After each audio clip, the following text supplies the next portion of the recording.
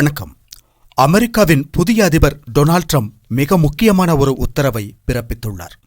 அதாவது, வங்கதேசத்திற்கு அமெரிக்கா எந்தவிதமான உதவிகளையும் செய்து கொண்டிருந்தால் அந்த உதவிகளை எல்லாம் நிறுத்த உத்தரவிட்டுள்ளார் டொனால்ட் ட்ரம்ப். இது அமெரிக்காவில் உள்ள அனைத்து நிறுவனங்களுக்கும் அமைப்புகளுக்கும் பொருந்தும்.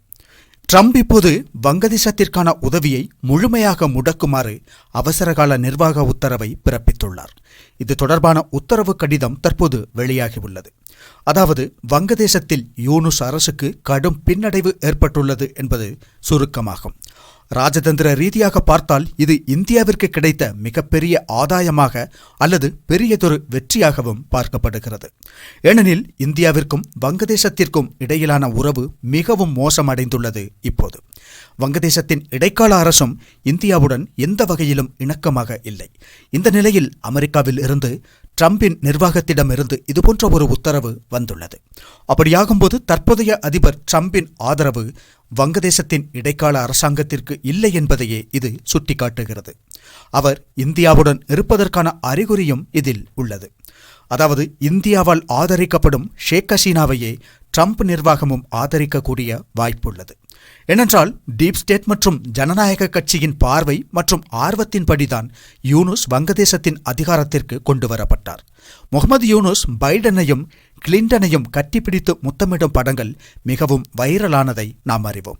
எனவே வங்கதேசத்தில் நடந்த இந்த சதிக்கு பின்னால் ஜனநாயக கட்சி, ஜோ பைடன் மற்றும் டீப் ஸ்டேட் ஆகியவை நேரடியாக தலையிட்டிருப்பதை யூகிக்க முடியும்.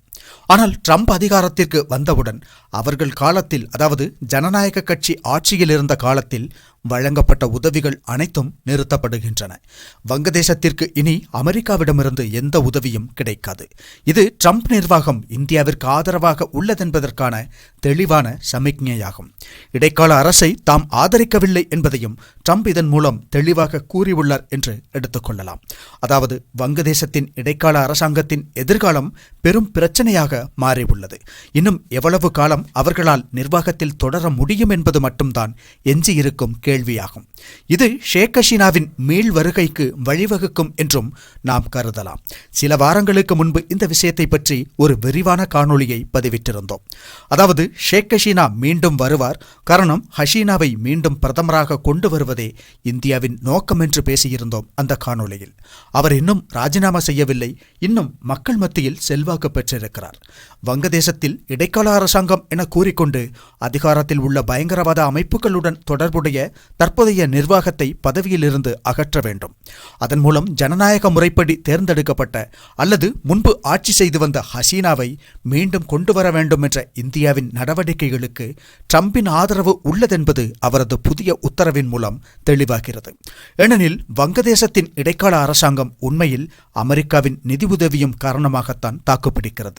இனி அது இருக்காது என்பது மட்டுமல்ல, வங்கதேசத்தில் உள்ள முகமது யூனுஸ் அரசிற்கு அமெரிக்காவின் எந்தவித ஆதரவையும் எதிர்பார்க்க முடியாது. இந்நிலையில் இது இந்தியாவிற்கு கிடைத்த பொன்னான ஒரு வாய்ப்பாகும். அது மட்டுமின்றி அமெரிக்கா இந்தியாவுடன் தான் உள்ளதென்பதும் இதில் தெளிவுபடுத்தப்பட்டுள்ளது.